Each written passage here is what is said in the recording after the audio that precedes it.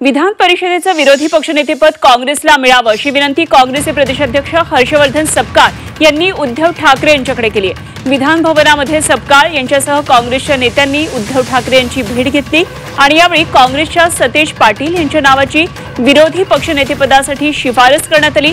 संख्याबळानुसार हे पद आम्हालाच मिळावं अशी मागणी काँग्रेसने केलेली आहे। तर विधान परिषदेमध्ये काँग्रेसचे 8, शिवसेना युपीटीचे 6 आणि राष्ट्रवादी शरदचंद्र पवार पक्षाचे 3 आमदार आहेत। अंबादास दानवे हे विरोधी पक्षनेतेपदावरून निवृत्त होत आहेत। त्यामुळे आता हे पद काँग्रेसला मिळावं आणि त्यातही सतेज पाटील यांच्याकडे हे पद देण्यात यावं अशा प्रकारची मागणी हर्षवर्धन सपकाळ यांनी केली आहे। त्यासाठी उद्धव ठाकरे यांची त्यांनी भेट घेतली आहे।